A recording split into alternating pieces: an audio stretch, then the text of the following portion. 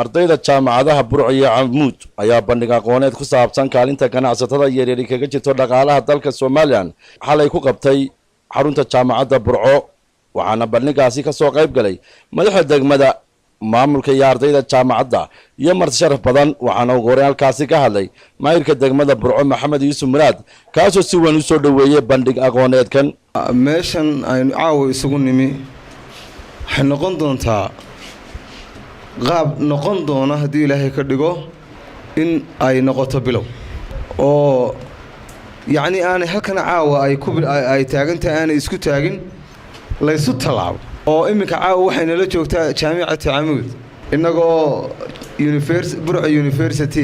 intaynu halkan ka tagno second time-ka inaynu Camuud University aanu tagno gudoomiyaha guddida ardayda jaamacadda Burco iyo xubno ka socday maamulka jaamacadda Camuud oo bandhigaasi ka hadlay ayaa waxa ka mid ah hadaladoodii horta xafladan caawa sidaad ku aragtaan koorkan waxay ku dhigteen waxaa loo qabtay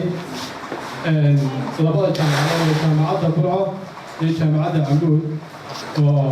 bandhig aqooneed isku weydaarsanaya bandhig aqooneedkan oo ku saabsan kaalinta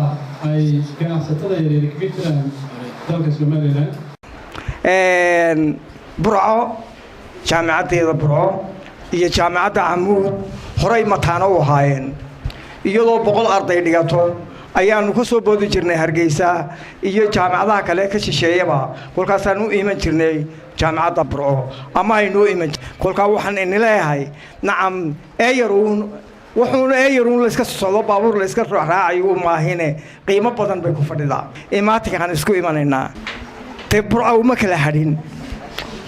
nin aanu shughulnaqay iyo nin kale ma kala hadhin qaar ka mid ah ardayda labada jaamacadood ayaa halkaasi ku soo bandhigay daraasaad ay ka sameeyeen doorka ganacsatada yaryar ku leedahay dhaqaalaha dalka maayir ku-xigeenka degmada Burco iyo xubnaha maamulka jaamacadda Burco iyo mas'uuliyiin kale oo iyaguna halkaasi ka hadlay ayaa tilmaamay in bandhig aqooneedkani si cilmiyeysan loo soo agaasimay ardayda jaamacadda Camuud oo maalintii Arbacadii soo gaadhay magaalada ayaa si weyn loogu soo dhaweeyay magaalada Burco iyadoo laga hortagay duleedka magaalada كيس أحمد دجالة هون كيبل تي في برو.